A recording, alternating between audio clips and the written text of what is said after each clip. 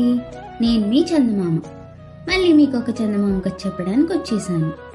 ఈరోజు మనం చెప్పుకునే ఆ చందమామ కథ పేరేంటంటే వరాహాలు వనదేవత. గంగవరం గ్రామంలో ఉండే సూరయ్య రమణమ్మలకు 2 కొడుకులు, 1 కూతురు. కూతురు పేరు వరాహాలు. ఆమె పెళ్ళిడికి ఎదిగి వచ్చింది. అయినా ఏ ఒక్క సంబంధము రాలేదు. అందుకు ముఖ్య కారణం ఆమె స్థూలకాయానికి తోడు నోటి దురుసుతనం. ఆమె నోటి దాటికి తల్లిదండ్రులే కాక ఇరుగు పొరుగు వారు కూడా భయపడుతూ ఉండేవారు. ఒళ్ళు బరువు, నోటి దురుసు తగ్గించుకుంటే గాని ఆమెకు పెళ్లి కాదని అందరూ అనుకోసాగారు. కానీ ఈ సంగతి వరాహాలకు చెప్పే ధైర్యం మాత్రం ఎవ్వరికీ లేదు. ఆ మధ్య ఒకసారి వరాహాలకు పినతల్లి వరుసైన ఒక ఆవిడ పొరుగురు నుంచి పని మీద వచ్చి సంగతి విని వరాహాలకు హితబోధ చేయబోయింది. అయితే వరాహాలు గయ్యమంటూ ఆవిడ మీదకి లేచి, నువ్వేమైనా నాకు పెట్టి పోషిస్తున్నావా? నా తండ్రి బోలెడు సంపాదించాడు, నాకు కడుపు పట్టినంత తింటాను, నచ్చని మాటలు ఎవరైనా అంటే ఇష్టం వచ్చినట్టు తిట్టేస్తాను, పెళ్లి అయినప్పుడే అవుతుంది, మూటాముళ్ళ సర్దుకుని వచ్చిన దారి పట్టు అనేసింది. ఇదే విధంగా మరిద్దరు ముగ్గురు దగ్గర బంధువులు వరాహాలకు హితవు చెప్పబోతే వాళ్ళను నానా తిట్లు తిట్టి కొట్టేంత పని చేసింది. దాంతో అందరూ ఆమె పెళ్లి భారం దేవుడి మీదే వేసి నిమ్మకు నీరెత్తినట్టు ఉండిపోయారు. ఆమె 2 అన్నలు చాలా కాలం చెల్లెల పెళ్లి కోసం తమ పెళ్లిళ్లు మానుకొని ఎదురు చూసి చివరకు విసిగి తమకు తగిన వధువుల్ని చూసి పెళ్లాడేశారు. వరాహాల తల్లిదండ్రులు బాగా వృద్ధులైపోయారు. తాము పోయేలోగా కూతురు పెళ్లి చూడాలని వాళ్ళ కోరిక. అయితే వదినలు వచ్చాక కూడా వరాహాలు ధోరణి ఏం మారలేదు. ఇక్కడ వస్తువు తీసి అక్కడ పెట్టకపోగా వదినలు చేసే పనుల్లో తప్పులు ఎంచి సాధిస్తూ ఉండేది. వాళ్ళు కొంతకాలం చూసి ఇద్దరూ ఒకటే వరాహాలను ఎదిరించడం ప్రారంభించారు. దానితో రోజు వదినలకు మరదలికి ఏదో విషయం మీద కీచులాట వచ్చేది. వరాహాలు అలిగి ఊరి బయట చెరువు కట్టు దగ్గరికి వెళ్లి అక్కడ ఉన్న పెద్ద మర్రి చెట్టు కొమ్మకు ఊయలు కట్టుకొని ఊగుతూ పగలంతా ఉండిపోయేది. చీకటి పడ్డాక పొలం నుంచి వచ్చిన అన్నలు వరాహాలను వెతుక్కుంటూ వెళ్లి ఆమెను బ్రతిమాలి ఇంటికి తీసుకుపోతుండేవాళ్ళు. ఒక రోజున వరాహాలు వదినెలతో బాగా కీచులాడి అలిగి చెరువు కట్ట దగ్గరికి బయలుదేరింది. ఆమె ఆకలిని ఏమాత్రం ఓర్చుకోలేదు.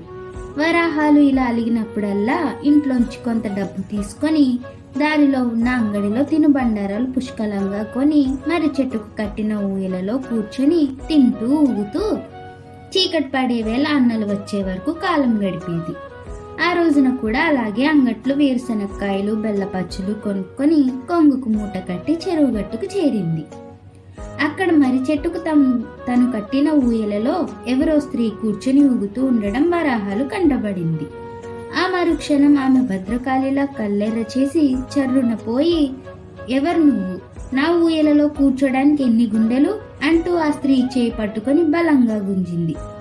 అంతవరకు కళ్ళు మూసుకొని తన్మయత్వంలో ఊయల ఊగుతున్న ఆ స్త్రీ చప్పున కళ్ళు తెరిచి కెవ్వుమంటూ అరిచి మాయమైపోయింది. ఇది చూసి వరాహాలు కోపంతో శివమెత్తిపోయి, ఎవరు నువ్వు? ధైర్యం ఉంటే నా ముందుకురా, నువ్వు దెయ్యానివైనా భూతానివైనా పిశాచానివైనా ఈ వరాహాలు భయపడదు.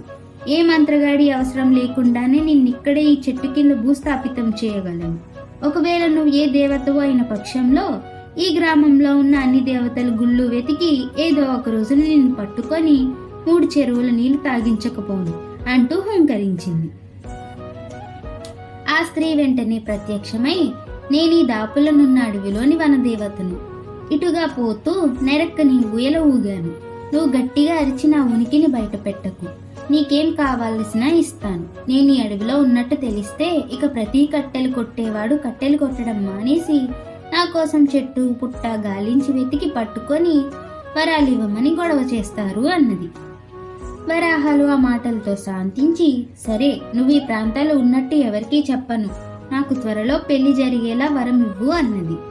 అలాగే వరమిస్తున్నాను అని వనదేవత మాయమైపోయింది. వనదేవత అనుగ్రహం వల్లనో ఏమో మర్నాటి ఉదయం ఒక యువకుడు పరుపు చుట్ట చిన్న పెట్టెతో వరాహాలు ఇల్లు వెతుక్కుంటూ వచ్చాడు. ఆ సమయంలో వరాహాలు తీరిగ్గా బల్ల మీద కూర్చొని పలహారం తింటుంది. యువకుడు వరాహాలు కేసి కొంచెం సేపు చూసి, ఇక్కడ ఏదైనా గది లాంటిది అద్దెకు దొరుకుతుందా అండి అంటూ పలకరించాడు. ఈలోగా వరాహాలు అన్నలిద్దరూ ఇంట్లోంచి బయటికి వచ్చి ఆ యువకుడి వివరాలు అడిగారు. ఆ యువకుడి పేరు చలపతి. ఆ ఊరికి ఉపాధ్యాయుడిగా వచ్చాడు. ఇంకా పెళ్లి కాలేదు. వెనక ముందు ఎవరూ లేనివాడు. వరాహాలు అన్నలిద్దరూ కూడా బలుక్కొని వరసారాకు ఒక పక్కగా ఉన్న గదిని అప్పటికప్పుడు శుభ్రం చేయించి దాన్ని చలపతికి చాలా తక్కువ అద్దెకు ఇచ్చారు. చలపతి ఆనందంగా గదిలో బస ఏర్పాటు చేసుకున్నాడు. చలపతి పొద్దున్నే లేచి స్నానం వగైరా ముగించి ఇంత వండుకొని తిని పాఠశాలకు వెళ్లి చీకటి పడ్డాగా తిరిగి వస్తూ ఉండేవాడు. అతను వరాహాలు కంటపడినప్పుడు చాలా ఆసక్తిగా ఆమె కేసి చూస్తూ ఉండేవాడు. ఇలా కొద్ది రోజులు జరిగాక ఒకనాడు చలపతి వరాహాలు అన్నలతో తనకు ఆమెను పెళ్లాడాలని ఉన్నదని చెప్పాడు.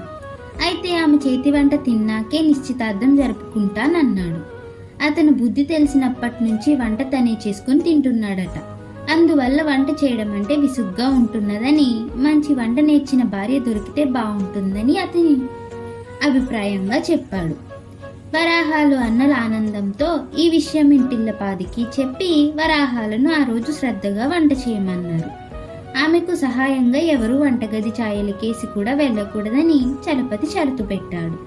వరాహాలు వంట చేస్తూ ఆలోచించసాగింది. వనదేవత అనుగ్రహం వల్ల తనకెలాగో చలపతితో పెళ్లి ఖాయం. అందువల్ల ఇక్కడే తను కాస్త ముందు చూపుతో ఆలోచించాలి.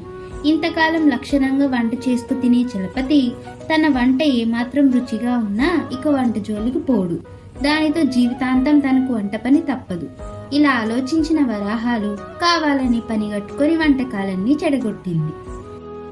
చలపతితో పాటు భోజనానికి కూర్చున్న ఇంటిల్లపాదికి వరాహాలు వండినవి నోట్లో పెట్టుకోగానే రౌరవాది నరకాలు కనిపించినట్టయింది. చలపతి ముఖం ముడుచుకొని బయటికి వెళ్ళాక అందరూ వరాహాలను గట్టిగా తిట్టి కోప్పడ్డారు. వరాహాలు నిర్లక్ష్యంగా తలాడిస్తూ ఊరుకున్నది. మర్నాటి ఉదయం అందరూ నిద్రలేచేసరికి చలపతి గది ఖాళీగా కనిపించింది. గది మధ్యన ఒక చీటీ పడి ఉన్నది. అందులో చలపతి వరాహాలు వంట జీవితాంతం తినే ధైర్యం తనకు లేదని, ఇక ఆమె పెళ్లి మాటకు వస్తే పరమేశ్వరుడి వరమైనా భంగపడిపోతుందని రాశాడు. ఇది చదివి అందరికన్నా ఎక్కువగా వరాహాలు బెంగపడిపోయింది. వనదేవత వరం ఇలా పనికి రాకుండా పోతుందని ఆమె ఊహించలేదు. ఆనాటి నుంచి ఇంట్లో ప్రతి ఒక్కరూ ఆమెను నిర్లక్ష్యంగా చూడసాగారు. వరాహాలు వనదేవత కోసం చాలాసార్లు చెరువు కట్ట మీదకు పోయింది.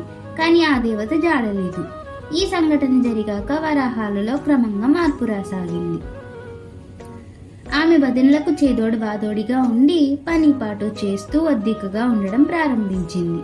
రోజు అంతో ఇంతో శరీర శ్రమం చేయడం మొదలు పెట్టాక త్వరలోనే ఆమె స్థూలకాయం తగ్గి మనిషి నాజుకుగా తయారయ్యింది. ఈ దశలో పొరుగురి పెద్ద రైతు అయిన ఒక ఆయన తన కొడుకు వరాహాలను చేసుకోదలిచి పెద్ద ఎత్తున లాంఛనాలతో వచ్చాడు. అందరూ ఆశ్చర్యపడేంత వైభవంగా వరాహాలు పెళ్లి చక్కని వరడితో జరిగిపోయింది. ఈ విధంగా వనదేవత వరం ఫలించింది.